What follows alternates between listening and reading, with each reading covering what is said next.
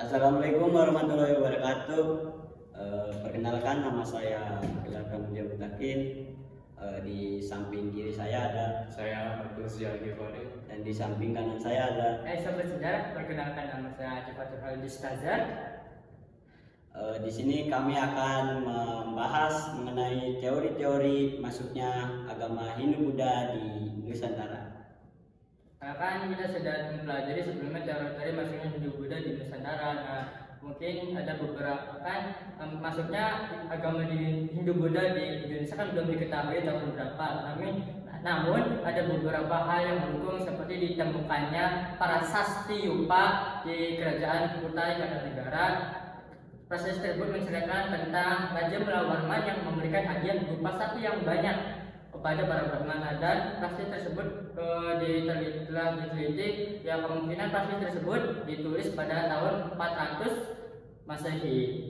Nah, mungkin ada teori-teori yang kalian pegang, yang kalian dukung, mungkin bisa oleh Gelar dulu, teori yang menurut Anda paling benar. Menurut saya teori yang menurut saya benar itu adalah teori Brahmana ya.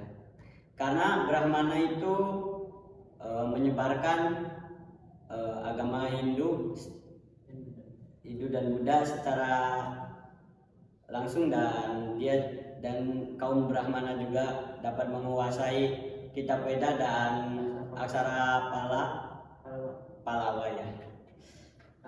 Akan tetapi ya,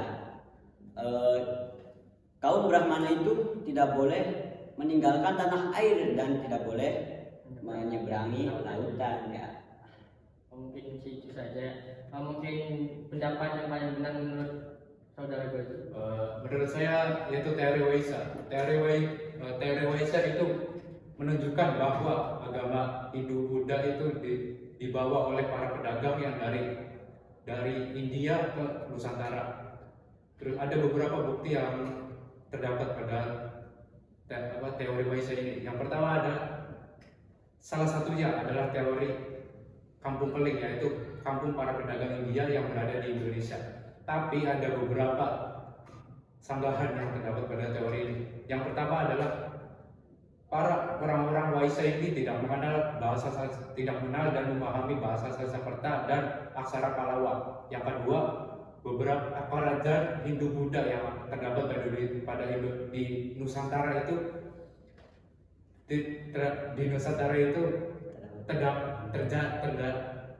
terletak di pedalaman, tapi tidak di pesisiran.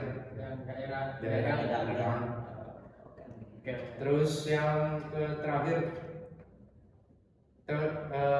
sanggahan yang terakhir ya, teori Waisa. Apa tuh? Menurut yang saya baca tadi ya. Oke. Apa tuh? Teori orang-orang Waisa ini datang hanya untuk berdagang, jadi tidak ada motif selain berdagang, tidak ada motif untuk menyebarkan agama Hindu atau Buddha. Mungkin sekalian aja ya. Iya.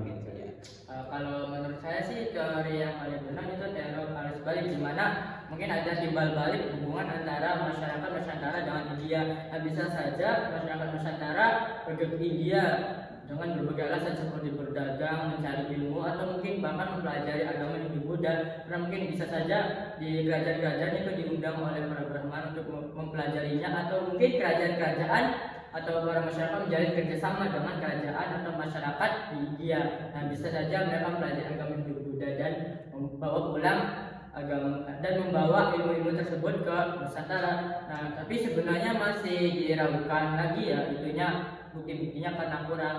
Nah, kan tadi dijelaskan oleh Gelar itu mungkin teori Brahmana itu Brahmana dapat membaca dan mengerti itu bisa kitab Veda dan aksara Palawa. Sedangkan teori Waisa itu hanya orang-orang biasa dan mungkin tidak bisa membaca ataupun mengerti aksara Palawa pada kitab Veda. Tapi kalau begini sih kan orang menurut teori arus balik kan ada timbal balik hubungan. Nah, bisa jadi kan mungkin ada raja-raja atau keluarga raja yang mempelajari ilmu-ilmu agama di sana, dan bisa jadi menjadi Brahmana. Kan Brahmana tidak boleh pulang dari tanah airnya, tidak boleh pergi dari tanah airnya. Maka dari itu setelah menjadi Brahmana, bisa saja para raja tersebut atau masyarakat yang sudah menjadi Brahmana pulang kembali dan mengajarkan hal-hal tentang Hindu Buddha di Indonesia ya. Iya benar, ilmu di Indonesia. Mungkin itu aja. Kalian setuju nggak sih sama pendapat itu? Menurut saya sih setuju ya, karena teori tersebut masih masuk akal. Kalau menurut Koji sendiri? Ya, menurut saya setuju karena teori ini sangat berbeda dari teori-teori yang lainnya yang ada beberapa sanggahan yang terdapat pada teori-teori lain tersebut. Ada timbal balik ya, ada hubungannya harus balik dengan teori-teori sebelumnya. Mungkin itu saja diskusi kali ini ya.